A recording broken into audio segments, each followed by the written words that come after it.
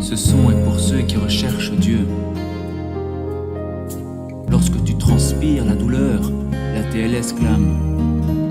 Quand tu aspires à la douceur, Ben Rabbi proclame un Dieu qui entend les cris, même en silence. Écoute en cœur et remplis ton cœur.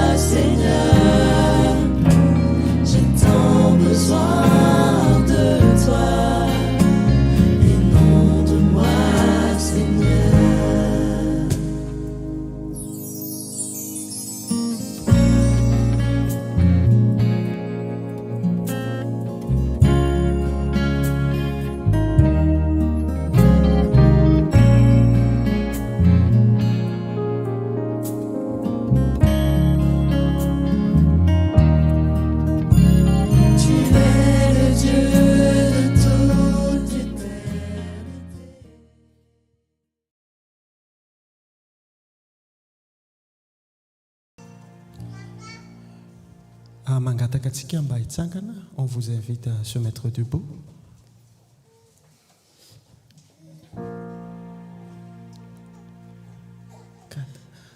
Mangina, mangina, enul faita, lai tu puirina, manantunana,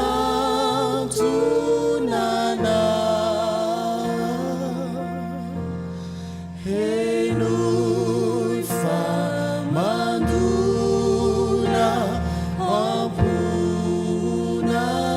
wisa, miandri mifuna, tehidicha.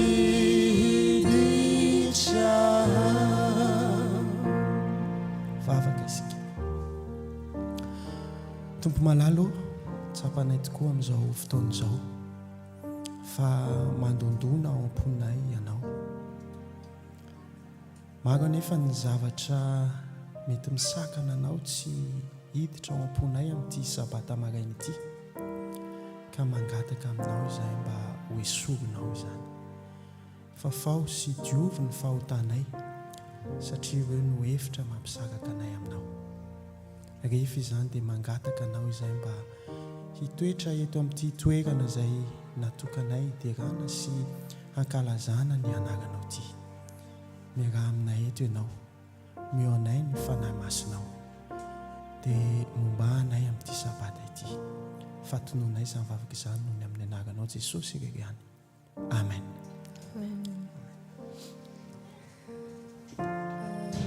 Eo am-pitsanganana eo ihany fifaliana no iarabanantsika nahatratra ity andro anio ity dia ny sabaty izany mety reradreraka noho ny nenema antsika mety nandalo fizahan-toetra isan-karazany araka ny voalazany lesona teo mety miteniteny mihitsy ariarina indraindray hoe taony an-dranomasina any amin'izay ara-tongotra fa androany dia manasa anao ndao iaraka hikatsaka ny tavantsika hanovo hery vaovao indray eo anatrehany indray entintsika hanombohana indrindra ny fideranan'Andriamanitra dia andeha ho redontsika miaraka amin'ny endrika miramirana ny hira mideranao zahay ry iray malala ao amin'ny firana fa 8:20 ataontsika ny 9 ka hatramin'ny 13.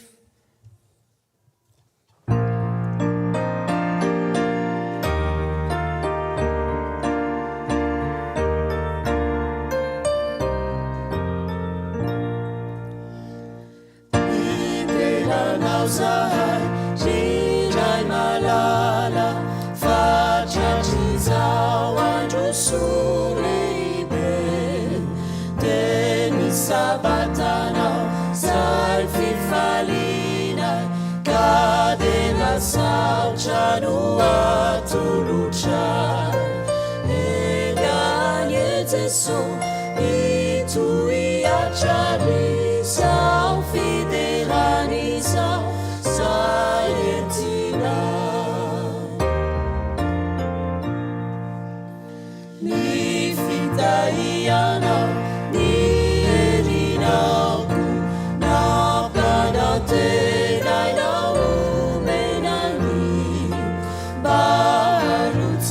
So ati ampunai ueri mana voni tenana eganye Jesu itu iachari zao fidelani zao saetina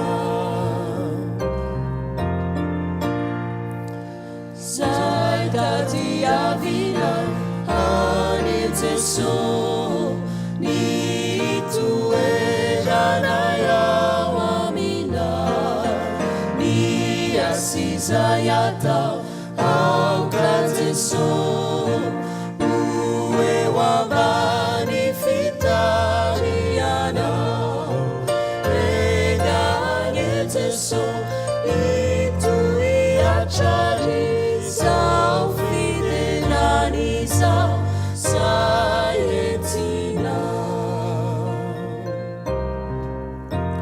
eo amin'ny fiainantsika andavanandro dia tsy haiko nareo raha maniry an'izany hoe hovonina ho irahan'ny tompo izany naiza toerana misy atsika mety any am-pianarana mety any amin'ny toeram-piasana mety any an-dalambeny any toerana fiantsenana ny zahatra anasan'ny ny tompo atsika amin'ity anio ity dia hoe mba ho vonina mandrakariva isika ka anao tahaka ny Isaia ve sa Samuela le hoe ity aho irao Isaia ho irantsika ny hira fa 400 ny 102 ihany Jesosy indreto izahay mpanomponao ataontsika mahavitsibitsika tsara.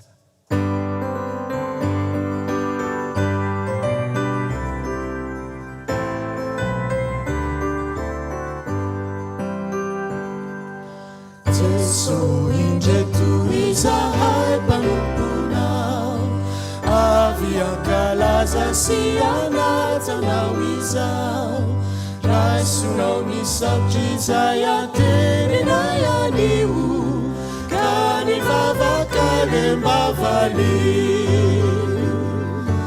aza velanao rerakizahay fatoano ery maharitra kalao avy anao de hovonona izarehetra vory eto izao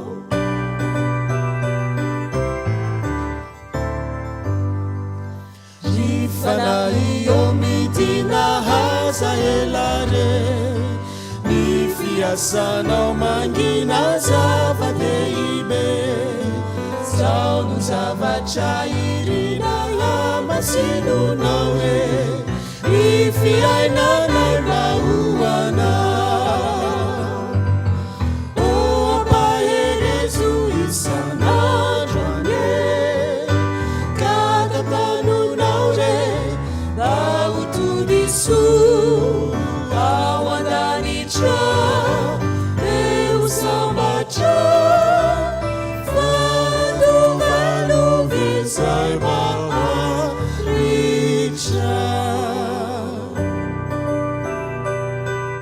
ao anatin'izany fanologan-tenantsika izany dia andeha ho amafizitsika amin'ny alalan'ny vavaka izay hoentin'ny rahalahy Zakariza.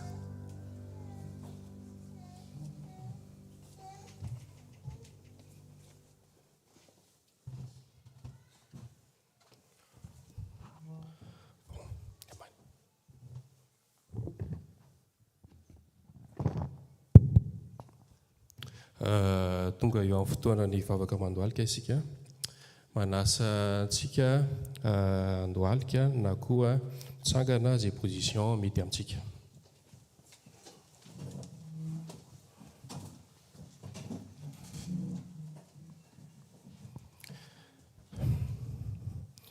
Ry Andriamanitra rainay masina masina masina indrindra ny an-danitra amin'izao andro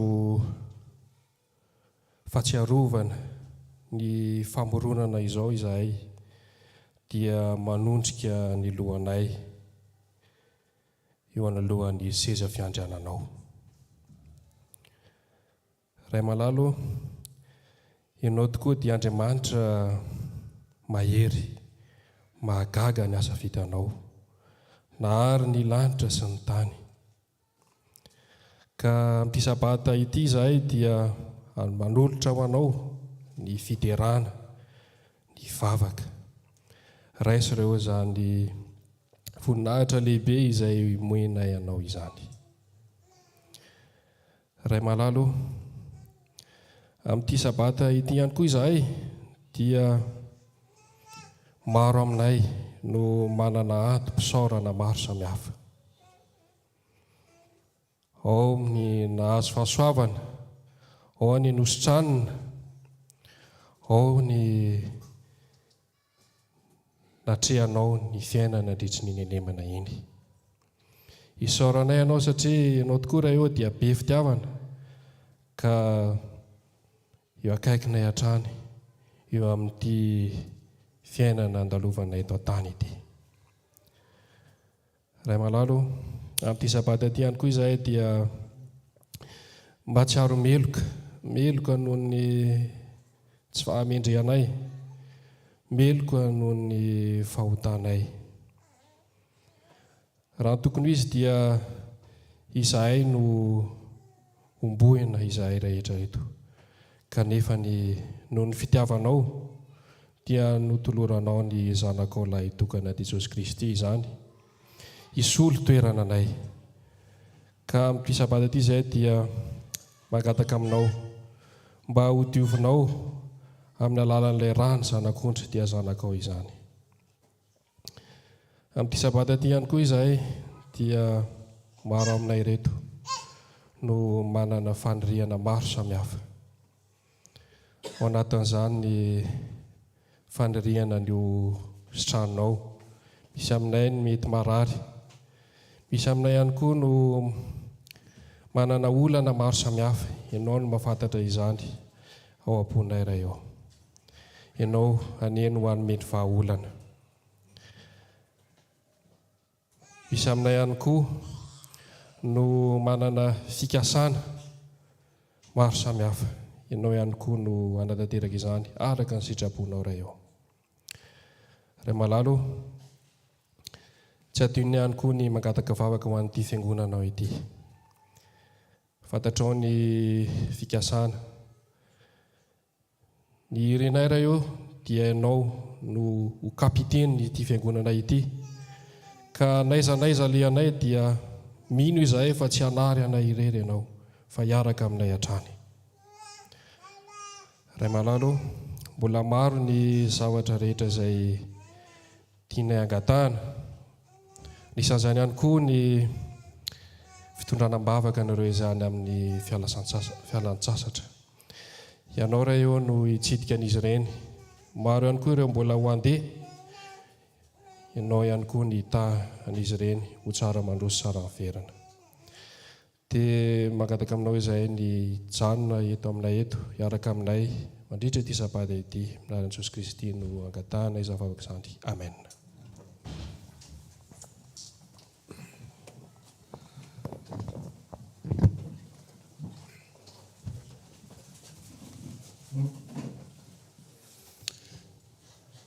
Tonga eo amin'ny fotoana manokana dia ny fanompoam-pivavahana mahakasika ny ampafolony sy fanatitra isika izao. Mino sy manantena fa efa niomana ny amin'izany isika tsirairay avy. Tsy amikery na ampatanjahana fa mifanahiko Jehovah tompony maro. Rehefa mandre izany teny izany tsika matetika dia mazava ho azy fa matoa isika tonga amin'izao fotoana izao, tonga amin'izao toerantsika izao, dia izany tokoa no nahatonga antsika. Mety ho lasa ny fisainana indraindray mieritreritra hoe noho ny amin'izao sy izao no nahatonga natahaka izao. Dia manasa antsika ny tenin'Andriamanitra mba hisaina kely amin'izay, fa tsy noho izany no nahatonga antsika tahaka izao, fa noho ny fahasoavana sy ny fitahian'Andriamanitra. Amin'izao fotoana izao miditra ao anatin'ny fialan-tsasatra tanteraka ny fisam-pianakaviana amintsika. Tsy haiko nanahoana ny fifalian'ny ankizy rehefa vita ny tontolo andro malina tamin'ny alakamisy, tsy fantatro, na tamin'ny alarobia teo. Tsy haiko ohatra ny ahoana ny fifaliana tao am-pony tao ny teny hoe enfin c'est les vacances. Dia avy eo manontany hoe on va où? Tsy haiko na mety ny anay moa mbola kely dia tsy miteny an'izay. Qu'est-ce qu'on va faire? Dia eo tsika ray aman-dreny manomboka amin'ny tanisa amin'izay hoe ahoana tokoa ary izany. Fa neny mbola mieritreritra hoe za maman mbola miasa. Na papa mbola miasa fa handeha tsika. Ny zavatra tianao tsipihana ary havana malala dia izao. Ny fahasoavan'Andriamanitra no natoy izao antsika. Ary izany no isaorantsika aminazy isan'andro isan'andro. Ny fanatitra na ny ampafolony izay ataontsika dia sombony amin'ny fitahiana izay niraisintsika taminy. Ary izay no ataontsika izao. Tsy hoe manao fanatitra betsaka akory isika, na manisy betsaka ao amin'ny valopitsika mba hisy betsaka kokoa, fa no tahiana isika, no asoavina isika dia manolotra. Izay no ataontsika. Ka iroseo amin'ny izany fotoana izany tsika ka mangataka an'ireo diakona mba irosena alohantsika hitaty ny fanatitra sy ny ampafolony. Rehefa izany dia manasa antsika hitsangana rehefa avy eo hanao ny hira fanoloran-tena.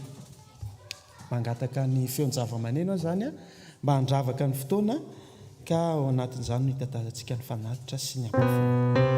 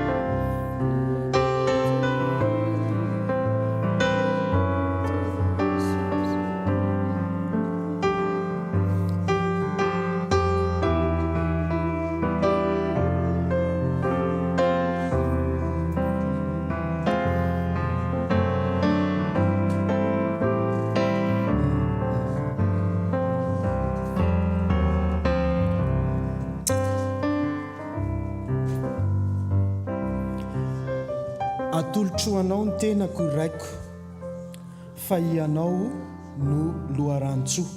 Zany eky zany no andeha ho vetesitsika amin'ity an'ity manasa antsika mba hitsangana mba ho fanoloran-tenantsika miaraka amin'ny fanatitra izay natolotsika teo. Manasa antsika hitsangana.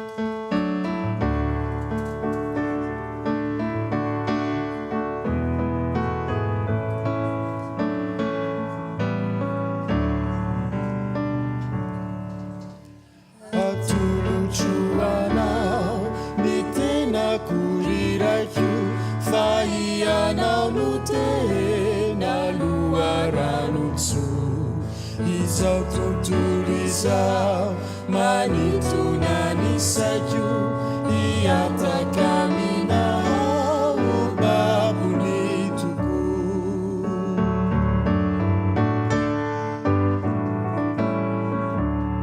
Vavaka isika. Tompo Andriamanitra io amin'ity maraina ity dia tonga eto anatrehanao izahay tsiraray avy reto. Manolotra ny ampahany, ny sombony amin'ny fitahiana izay narotsakao anay tamin'ny lasa rehetra. Misaotra noho ny amin'izany fahasoavanao izany. Mety ho kely izany, kanefa indro ihany koa ny tenanay araky ny hira izay nivetesinay teo, mba ho atolotray ho fitaovana entinao ho ampiasaina amin'ny tana ny asanao amin'izao taranaka fara-mandimby farany izao. Dia raiso izahay Tompo, satria atolotra manontolo anao ny fo sy ny fanahinay. Zavavaka izany no tononay noho ny amin'ny anaranao Jesosy. Amen.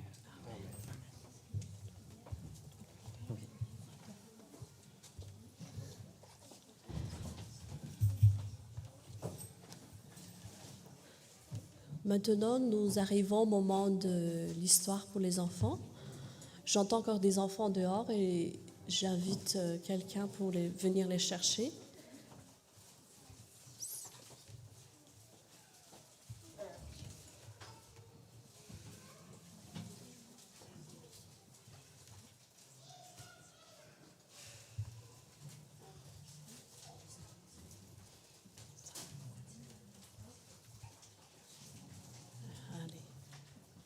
Installez-vous les enfants.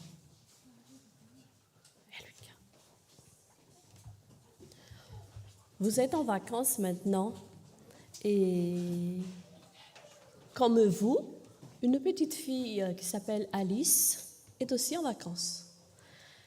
Et on peut dire qu'elle a un petit privilège parce que son père est pilote d'avion.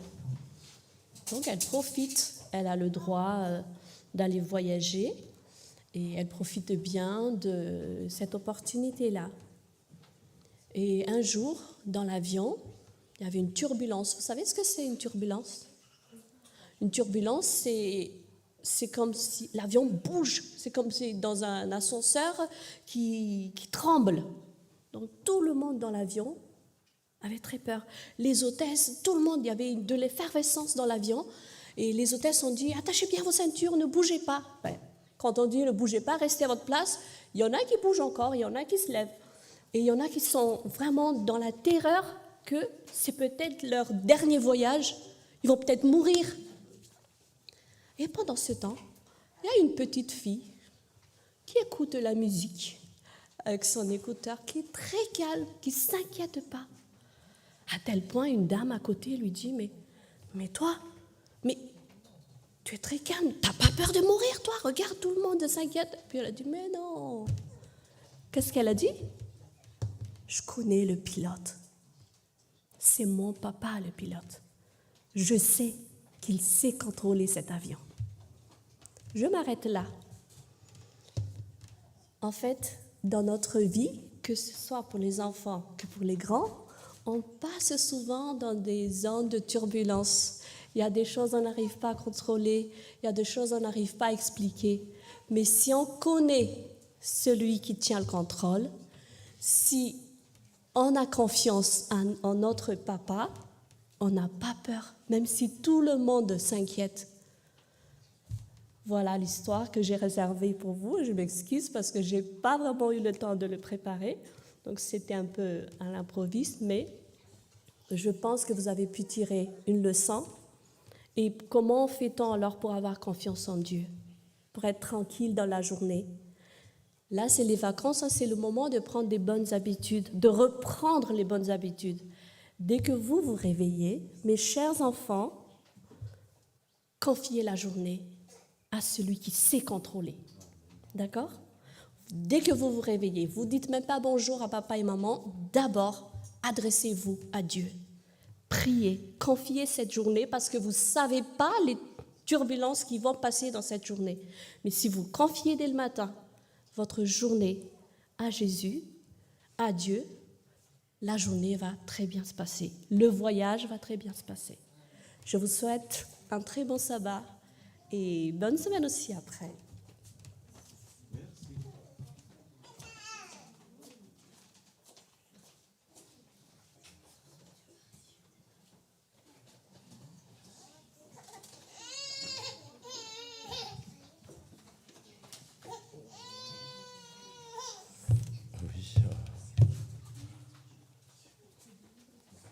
Vaky teny fototra antsika androany zany a dia ao amin'ny lioka toko 5 a dia 5. Lioka toko 5 5.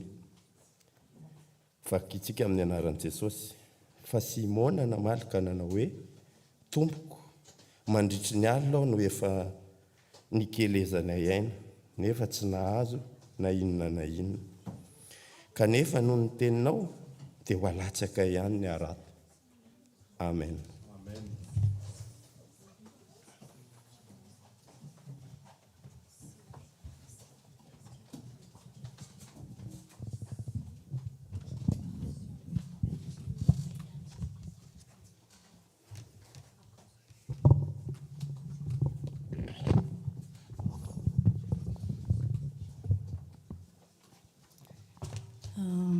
Faly miarabantsika rehetrarehetra indray tratran'izao sabaty izao.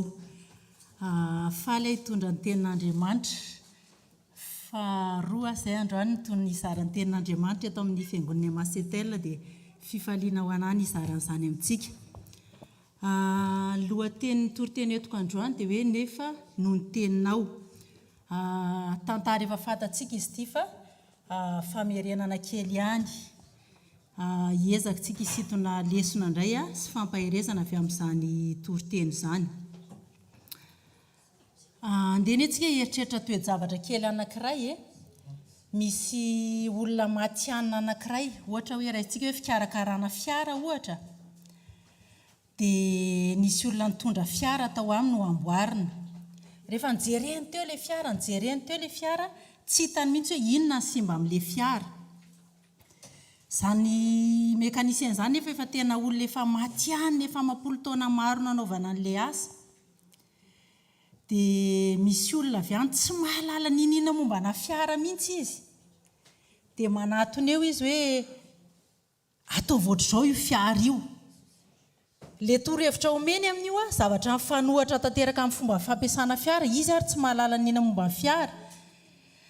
Inona re mety ho tenenin'ilay mekanisien azy na mba ahoana mety ho réaction-ny amin'izany? Mety ho gaga ihany izy. Misy tantara ohatr'izany koa amin'ny Baiboly. Misy mpanarato matianina anankiray, prôzy izy ny tanora. Petera sy ny namany izany. Nieritreritra Petera fa olona efa matianina, efa 100 ny fahaizany an'izany fanaratony izany nefa nanana olana izy teto. Lesona voalohany tsoahantsika dia hoe ninona zavatra ataontsika eo amin'ny fiainana mety ho sendra olantsika, mety ho sendra tsy fahombiazana ka tokony tsy hatoko tena. Ao amin'ny Lioka toko 5:5 izay vaky teny fototra ny vakitsika teo dia ao no ahitantsika an'izany tantara izany. Teo amoron'ny farihan'i Genesareta ny seho ny tantara. Fahafantarantsika azy moa dia amin'ny alina ny fanaratona. Tonga eo daholo ny mpanarato eo amin'ny ranomasina anjono. Dia ny zavatra niseho nefa tamin'ity alina ity tsy nahazo trondro Petera sy ny namany na ray ary. Rehefa niezaka teo ihany efa hadiva haraina ny andro tsisy na trondro ray ary. tena hoe tsisy dia inona natao ny abandonna ozy ny tanora janiko ty fa tsy vitako tena tsisy na ray ary tsisy hoentina mody izao ny voalazany ao amin'ny Luka 5:5 tapany voalohany eo hoe nandraky ny alina ny fanikelezana iaina nefa tsy mahazo na inona na inona dia inona ny zavatra nataony rehefa tsy nahazo trondro izy nalainy le sambo kely dia nataony namonjy sisiny dia ny sasaina ny arato ho ampirimina zany fefa tsisy ninina azo atao tsony tamin'izay fotoana izay mihitsy anefa no tonga teo izy are tonga teo Jesosy dia izao ny teniny tamin'ny Petera hoe andaontsika hamonjy sisiny fa izy fampianarana ao atao mba azontsika sara tsaina ve izany toe-javatra zany ianao ahaka trondro asa zany no ataonao eo ahitady vola fa ozy izy Jesosy hoe andao hakamorontsika fa hanao fampianarana inona re mety nieritreritiny Petera tamin'ity andro ity asa hoe ny fantoka tamin'ny fampianaran'i Jesosy ve izy sa mba nieritreritra izy hoe mba tsapan'i Jesosy ary ve zany olako izany mba fantany ary ve hoe tsy hitondra vola mody any fa asainy men'ny fampianarany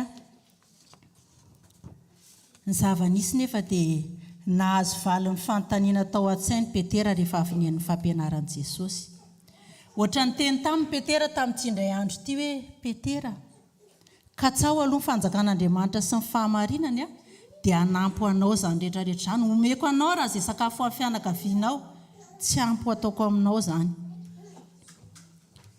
vita teto ny asan'Andriamanitra izay vao niditra amin'ny asa andavanandro ny Petera ny fanontaniana mipetraka amintsika koa dia hoe manana fotoana ho an'Andriamanitra ve tsika sa vao mifotsika dia maika loatra fa tara fifoazana fa za alina tontolo efa tsy natory sa mba manana fotoana ho an'Andriamanitra sika vao mifo eo amin'ny 4 amin'ny Luka 5 dia misy hoe mandro soa amin'ny lalina dia aratsao ny aratonareo azahoanareo azan-drano ohatra ny hoe fikana ho an'ny Petera ne zany teny zany efa tsy nahazo trondro mihitsy izy nandritry ny alina nefa hoe alatsao indray ny aratonao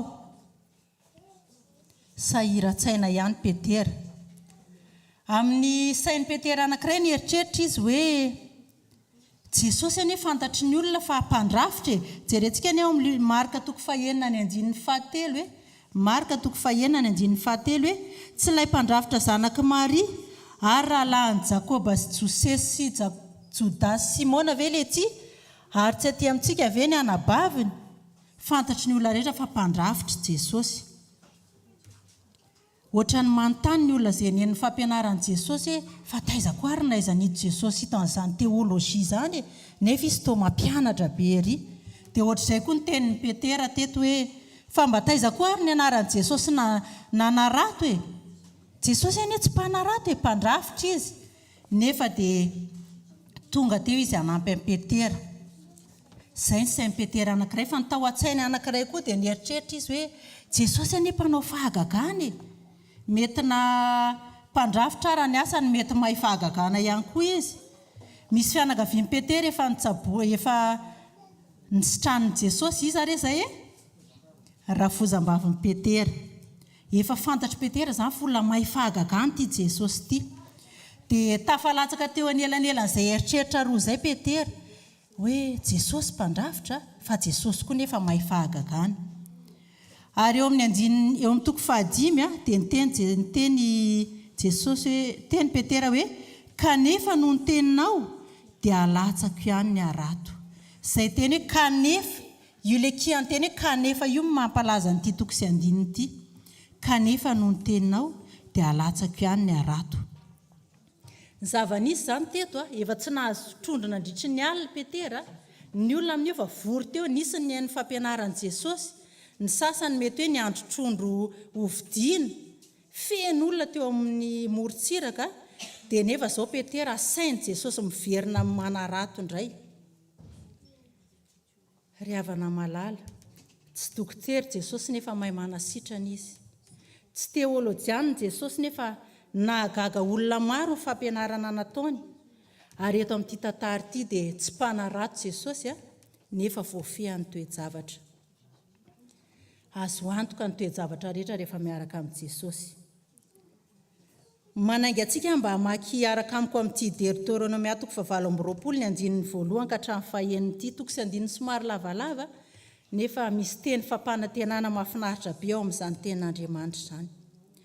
Raha mihaino tsara ny feon'i Jehovah Andriamanitra ao ianao ka mitandrina anaraka ny didin'i Jehovah ka mitandrina anaraka ny didiny rehetra izay andidiko anao anio dia asandratra Jehovah Andriamanitra ao ambonin'ny firenena rehetra amin'ny tany ianao ary ho tonga aminao sy ho azonao izao fitahiana rehetra izao raha mihaino ny feon'i Jehovah Andriamanitra ao ianao. Izay aloha izany ny condition mipetraka amintsika hoe mihaino ny feon'Andriamanitra tsika dia mitandrina ny didiny. Dia inona daholo ary ilay fitahiana ho raisintsika? Ho tahina ianao ao an-tanàna ary ho tahina ianao any an-tsaha. Aiza moa izany toerana izany? Ao an-tranonao, ao amin'ny tanàna toerana izay nametrahan'Andriamanitra anao, izay trano omen'Andriamanitra anao sy eny amin'ny asa izay nanendrenanao. Ho tahina ny ateraky ny kibonao. Le zanako anie zany, le zanakao anie zany, reo zanakitsika regny zany na reo tanora nge zany ho tahin'Andriamanitra zany. Ho tahina ny vokatry ny taninao ary ny ateraky ny biby fiompinao dia ny ateraky ny ombinao sy ny ateraky ny ondra-manosinao. Ny asantsika rehetra zany. Ho tahina ny aronao sy ny vilia fanaova-mofonao. Io sakafo izay ifoazantsika maraina andeha tadiavintsika io, izany ho tahin'Andriamanitra, omen'Andriamanitra antsika izany. Ho tahina ianao raha miditra ary ho tahina ianao raha mivoaka. Aiza moa ny toerana hafa ankoatr'izay? Na nge ianao ao anatiny na ianao any ivelany tsisy ankoatr'izay. Amin'ny toerana rehetra izay misy anao zany dia voataha foana ianao. Tsy mahafinaritra ve ny maheno an'izany teny fampanantenana avy amin'Andriamanitra izany? Aokantsika tsy onona amina zavatra tsotsotra na fanandramana efa mahazatra, fa aokantsika sahanao dingana miaraka amin'Andriamanitra. Andramika izaho fa tsara Jehovah. Andeha ho jerevantsika ny andininy 4 sy 7 ao amin'ilay Luka toko 5 teo. Ny andininy 4 sy 7 amin'ny Luka toko 5. Ary rehefa nataony izany dia nahazo hazan-drano be dia be izy ka efa nisy tritra ny aratony.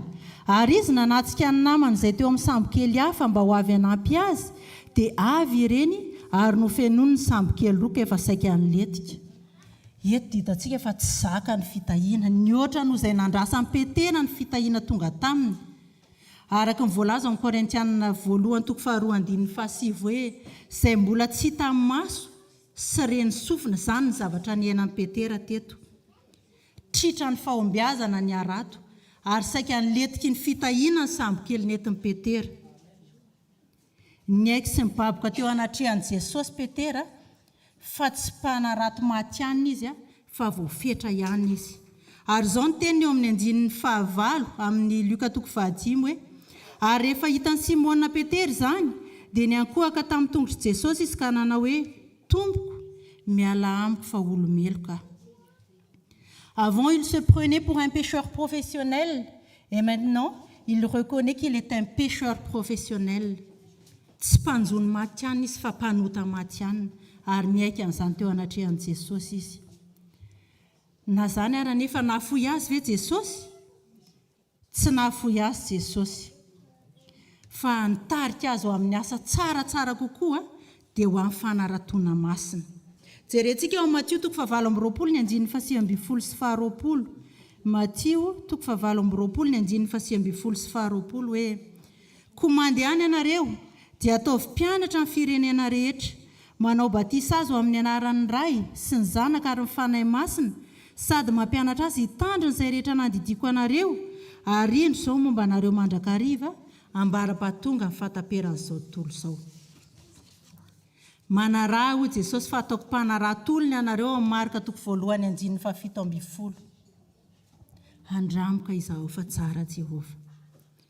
Lesona tsy hoantsika amin'izany nytory-teny izany dia hoe raha tojo tsy fahombiazantsika, andao hiankina amin'ny Jehovah.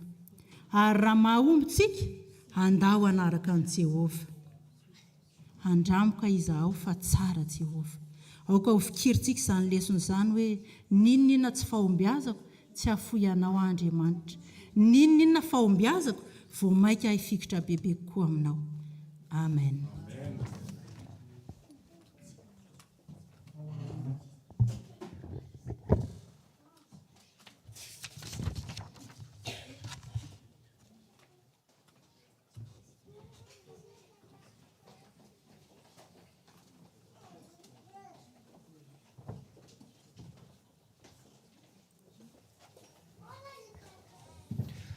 Raoviana re no hitanay ilay tanjo ny kanana.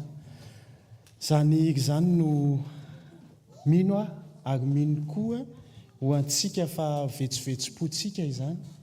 Ary tsy ho ela dia iona amin'ilay tompontsika isika ao amin'ilay lanitra vaovao sy tany vaovao izay ny manontsika. Amen. Andeha hoerantsika ny ka fa 7:5 eo am-pitsanganana. Hoerantsika mavitribitrika izany. Ka manasantsika anao ny andininy voalohany sy faharoa. Manasantsika tsara.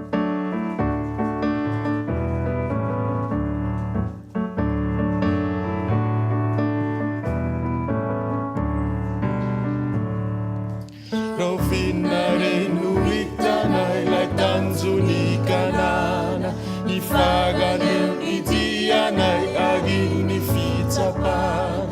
Fa ao ny tompo miandry nanolotra ny sandry, mandray anay mba hiditra ho ao an-danitra. Ho tena sambatra, sambatra, sambatra, ho tena sambatra raha ao an-danitra. Ifankahita tava, ifaly toy ny zaza, hira hoe aleluia ho anao Jehova o. Akory re aminy izay niantsarany hira, ataon'ireo zanadray sy rony miaramila. Isika tsy angina hiaraka ny hira, iredona torano be fa voavonjy e. Ho tena sambatra, sambatra, sambatra, ho tena sambatra raha ao an-danitra. Ifankahita tava, ifaly toy ny zaza, hira hoe aleluia ho anao Jehova o.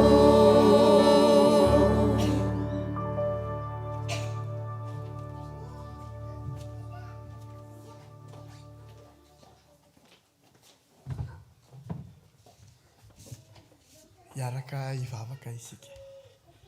Andriamanitra tompo tianay eo, mametraka fanontaniana izahay hoe rahoviana re no ho hitanay izany kanana izany. Ary mamaly ny fanontaniana ianao hoe tsy ho ela dia ho tonga izany. Ka ao anatin'izany ny fifaliana, ny haravona, ary ihany koa ny ainana sady an'izany hoe tsisy intsony ny tomany, ny fangirifiriana ary ireo zavatra rehetra izay nanavesatra rehetra tetỳ tany. Tompo malalo hoe fa tsy andronay tokoa izany fotoana izany.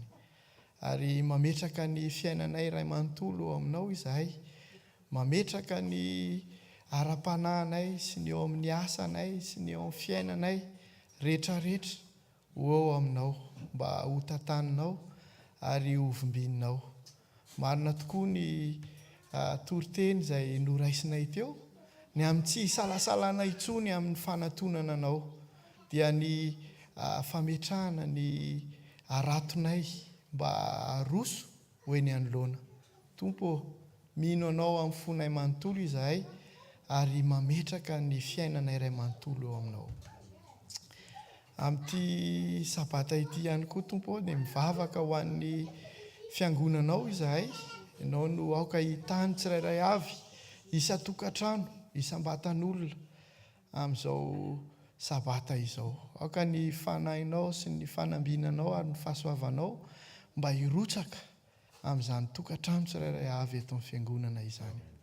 Naizanaiza toerana izay misy azy ireo. Amin'ity sabata ity koa Tompo dia mivavaka manokana izahay ho an'ny ankizy madinika sy ireo tanora, ireo olon-dehibe izay andeha haka fa fialan-tsasatra. Ianao Tompo no hiaro azy ireo any amin'ny toerana izay misy azy ary hanome fialan-tsasatra mamy ho azy ireo ianao. Marina tokoa fa ilaina ny fialan-tsasatra ary zava-dehibe eo amin'ny fiainana izany. Amin'ity sabata ity ihany koa Tompo dia tianay ny manome ny fitiavana izay avy aminay ho aminao ka atolotra ianao tompo ny dera ny saotra ny laza ny voninahitra ny fitiavana kely izay avy aty aminay mba amenay ianao ary mangataka aminao izahay ny mba hanomezanao anay ny fiarovana ary ny amelanao ny elokay mandritra ny herinandro vaovao izay omenao anay indray ary misaotra anao koa izahay fa tsy diso anjara fa nomenao ny teninao ary nomenao ihany koa ny tsodrano avy aminao hoy ianao hoe mandrosoa amin'ny lalina dia arotsao ny aratonao hoy koa ianao hoe mivavaha ka aza mitsahatra raiso ny tsodrano ary Andriamanitry ny fiadanana ny hamasina anareo samy ho tanteraka ka aoka arovana avokoa ny fanahinareo sy ny ainareo ary ny tenanareo ho tanteraka ka tsy hanatsiny amin'ny fiavian'i Kristy tompontsika. Mandehana ny fiadanana. Amen. Amen.